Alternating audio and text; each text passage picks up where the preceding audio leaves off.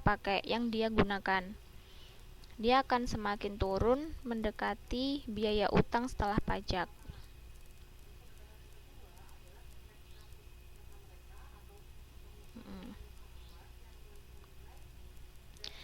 Nah, selanjutnya dia biaya biaya modalnya dia akan semakin menurun, tapi dia biaya modalnya akan semakin naik ke atas.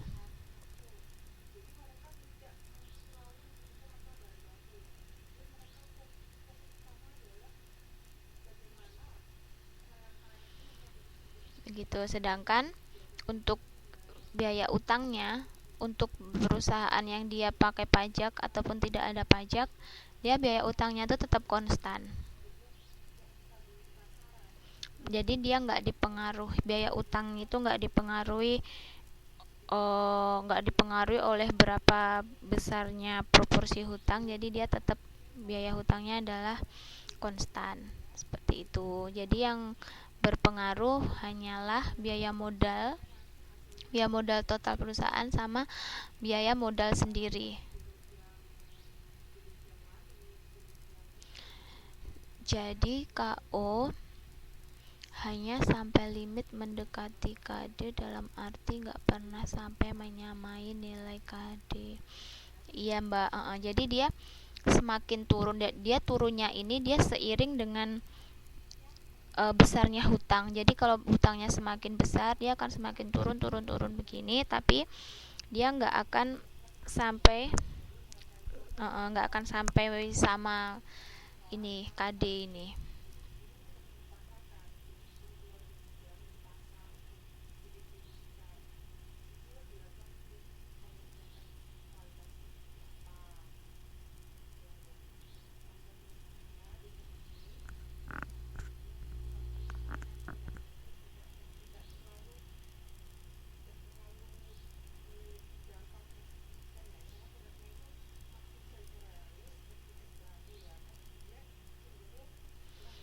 Iya, jadi tidak memotong.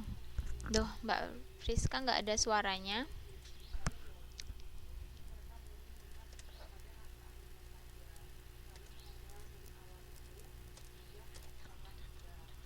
Sabar. Mana? Yang Lina.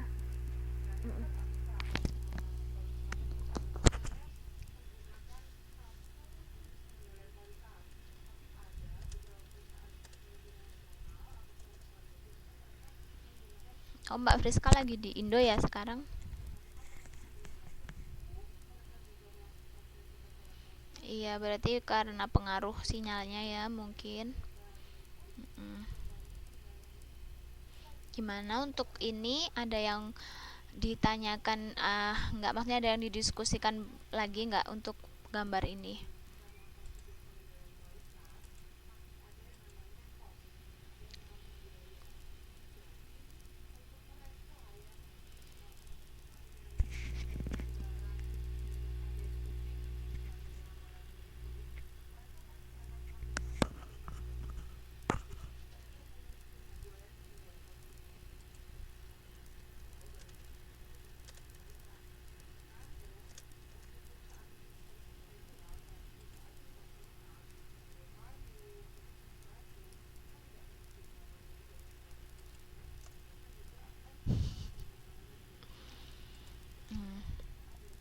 Oke, gimana untuk untuk grafik ini ada yang didiskusikan lagi atau enggak?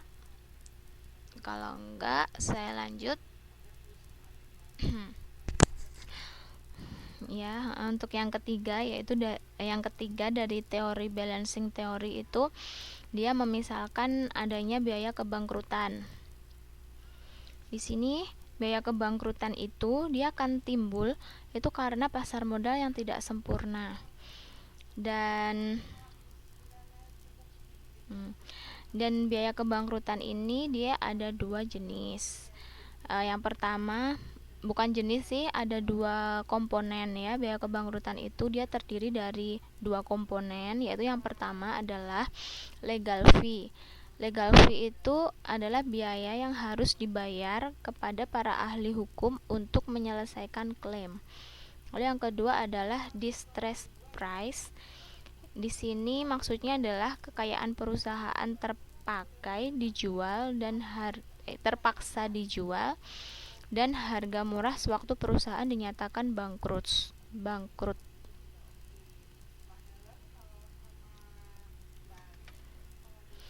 Sekarang sudah sampai 6.21 ya.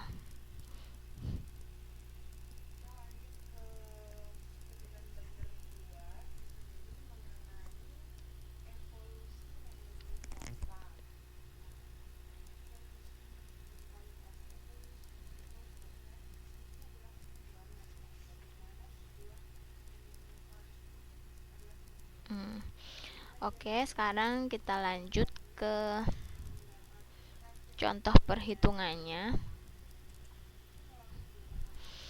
Di sini kayak yang di modul itu ya. Misalnya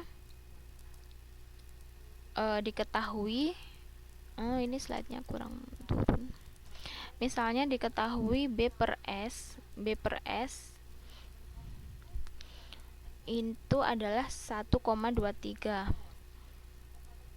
Nah, apabila biaya kebangkrutan dipertimbangkan, maka bisa terjadi biaya modal sendiri akan lebih besar dari 17,3. 17,3 ini adalah, ini sama kayak yang di grafik di atasnya itu Mbak ya. Ada hubungannya juga ke situ.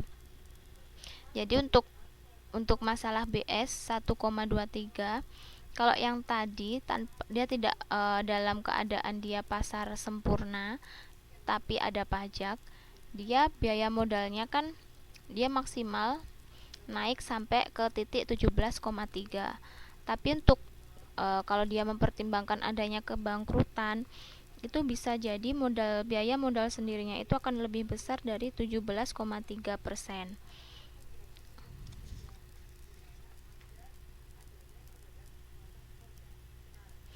Sehingga dari situ itu karena dia biaya modalnya itu naik, maka KO-nya dia pun juga akan semakin naik KO-nya.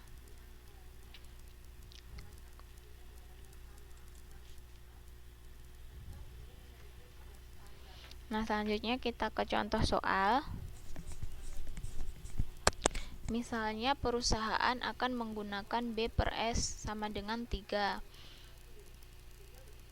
Maka biaya modal sendirinya kita masih pakai rumus yang sama, yaitu kayak di modul yang halaman 6 persamaan 6.6 halaman 6.20.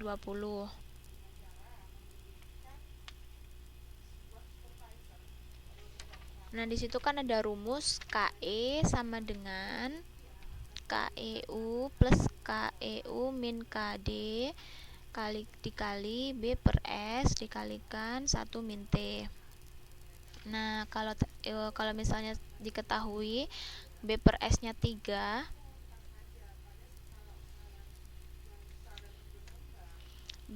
misal diketahui B per S-nya 3, berarti lebih besar ya, lebih besar dari contoh yang ini yang tadi itu.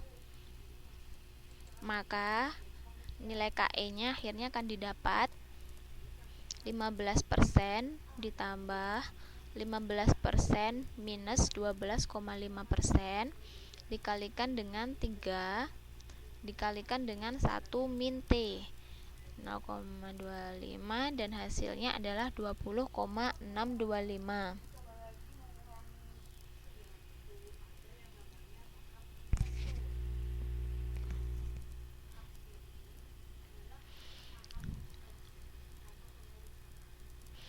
Nah, selanjutnya apabila KD atau biaya hutangnya itu tidak berubah, maka biaya modal perusahaan atau KO itu dapat dicari, dia sebesar ini.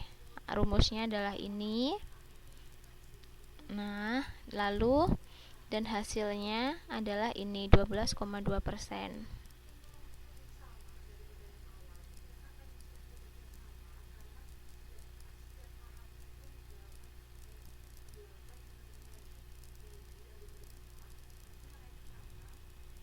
Gimana? Sudah jelas?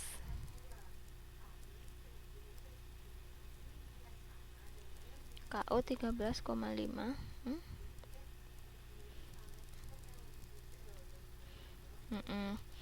Itu KO 13,5% yang dibulatkan yang di bawahnya itu untuk di modul halaman 6.22 itu seandainya KE-nya naik menjadi 26%.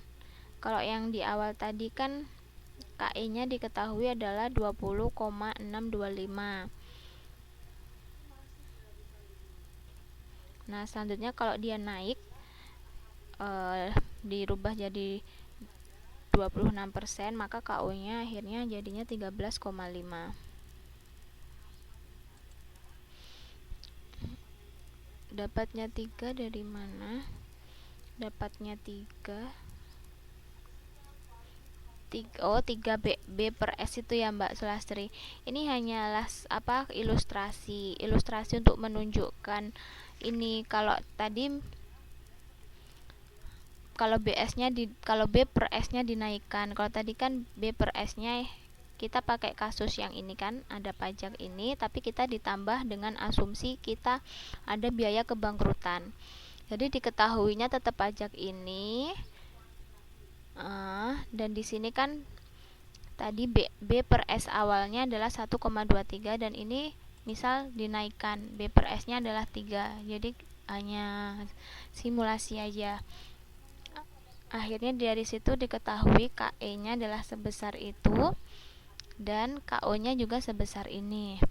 Lalu di modul itu disimulasi lagi. Kalau misalkan KE-nya itu dia dinaikkan menjadi 26%. Nah, akhirnya KO-nya pun juga akan nilainya berubah lagi menjadi 13,5%. Seperti itu.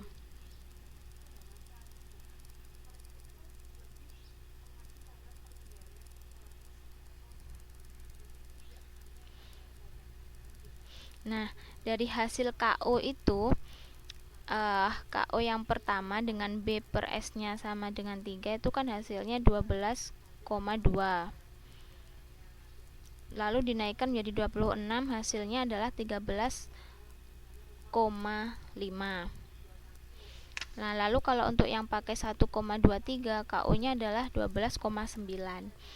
Nah, itu terlihat nilai yang paling besar itu adalah pada saat B per S-nya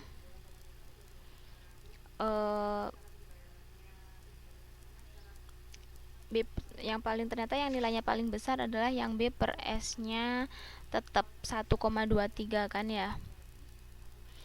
Nah, dari situ berarti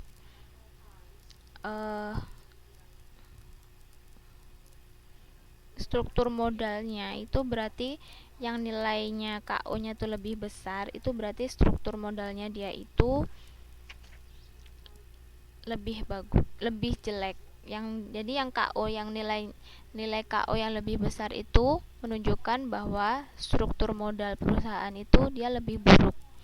Jadi struktur modal perusahaan itu dikatakan baik apabila dia B per S-nya itu dia tuh lebih kecil, malah lebih kecil. Begitu. Gimana? Saya jelasinnya bulat juga ya.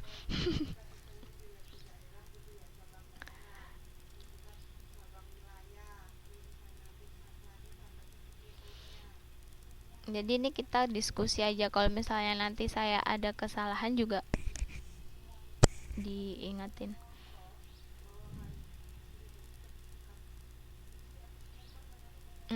Jadi gitu. Jadi jadi yang lebih bagus itu kalau KO-nya itu dia besar. Kebalik Mbak, KO-nya itu kalau dia nilainya besar itu itu berarti struktur modalnya lebih baik. Nah, tapi KO yang besar itu terjadi dari nilai B